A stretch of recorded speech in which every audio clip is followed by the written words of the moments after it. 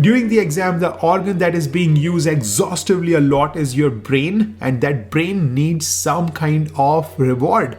You need to give the brain some rest, some reward, as well as some stimulation from time to time. Taking care of the mental health is super important, and just like you would keep 1 hour for your physical health, you will also keep 1 hour for your mental health. And it does not mean that you have to do a yoga or meditation only. Although yoga and meditation are phenomenal, even 15 to 20 minutes of meditation from time to time can just crystal clear your brain in a very efficient way, and you are able to go back, focus on what the new topic is going to be. I try to keep my meditation between 2 different topics. For example, in the morning if I'm studying operative dentistry, and in the afternoon I'm studying oral pathology, then between those two, since they are different things, I always try to keep a meditation session for 10 to 15 minutes. I sometimes go for guided meditation when I cannot focus enough. YouTube has tons of resources. Sometimes I meditate all by myself, either using Headspace or just by myself. I'm able to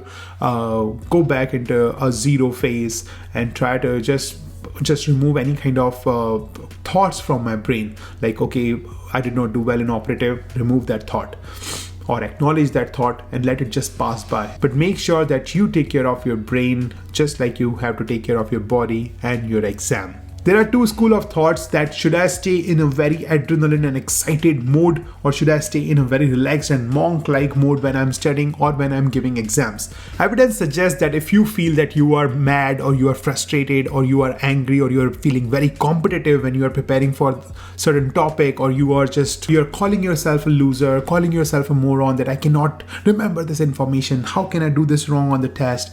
All these emotions actually kick in some adrenaline, some kind of stress hormone in our body, and that would, if you are in healthcare background, you know that adrenaline kicks in fight, fright, flight response. Our physical body wants to perform more, but our mind does not want to perform well. Rather, all our reflexes are saved to just guard ourselves, or just to do a short-term quick action, not a long-term well thought action. So that's why being frustrated, being mad, or being super angry is not good when you are trying to study. You have to stay calm, you have to appreciate yourself, you have to crack yourself up from time to time, create jokes. If you are just reading something, try to create a story out of it, relate it with stories, keep yourself motivated and reward yourself from time to time. That is the only way the information would retain for a longer term, and you are able to perform better when it comes to memorization, as well as regurgitating that information during the exam. A very good way to keep yourself sane throughout the prep is find out friends and study buddies, create a group, and make sure that you meet on a very regular interval. You study with them, do not disturb other people, do not depend on other people or your group buddies for your learning, but rather provide more. The more you provide, the more you learn. The more you try to explain certain topic, the more you learn. But make sure you also control your time. You do not let another person hijack your time. So you will follow your Google Calendar for that.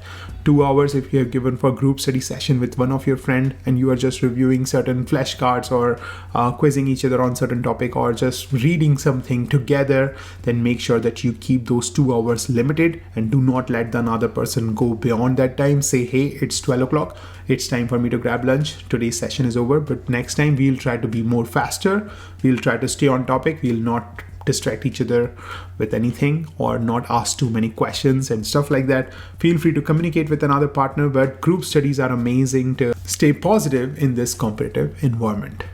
See you in the next and the last video of this course, which is day of the exam.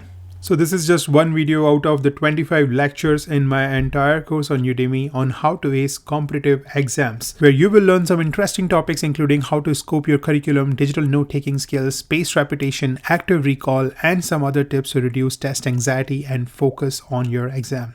And lot more. So make sure you like this video, share with a friend, and subscribe to my channel. Bye.